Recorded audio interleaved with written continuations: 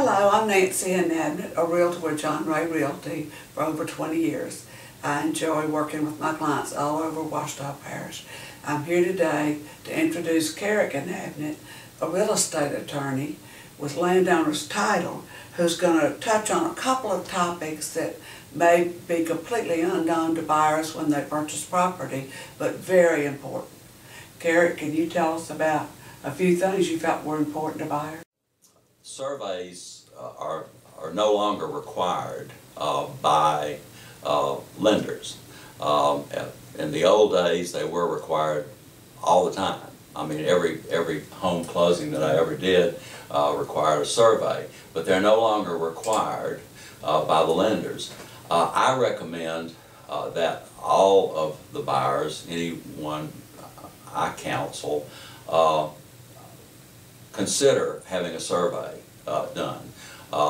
As a title examiner, I can only review what is of record in the public records, and I render my opinion based on the public records. However, there's nothing in the public records that shows me what is actually on the ground, and the only way that I can know, or that the buyer can know, what is out there is to have a registered surveyor or licensed surveyor or a civil engineer go out and actually do a measurement of that piece of property and produce a plat, usually showing the improvements on the property and where they are. This type survey permits a prospective buyer to see whether there are encroachments on the property, whether the fence is in the right place, whether the house is in the right place, whether the setback line is correct.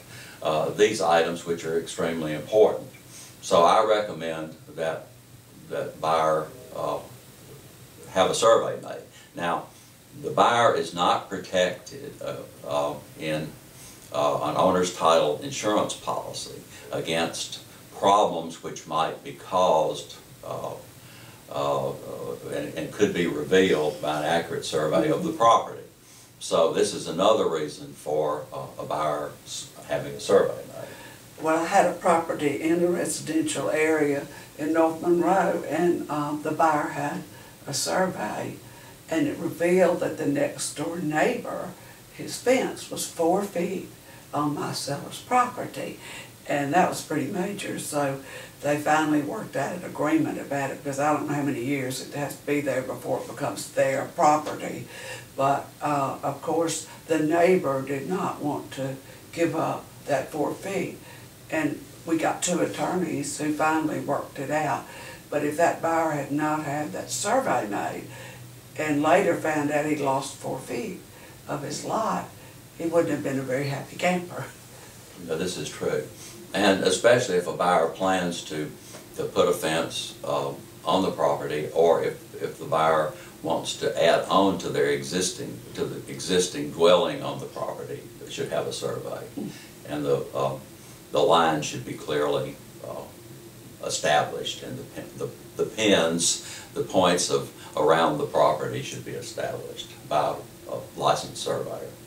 Well, I thank you for all your comments and information on building restrictions and surveys. It's quite helpful. I hope this will help buyers who are interested in purchasing a home. They go to the closing and they're so happy, and no one's told them about restrictions or surveys, and I feel like they should be given the opportunity to at least make that choice. And we thank you for watching this presentation by John Rea Realty on YouTube, and hope you find the home of your dreams.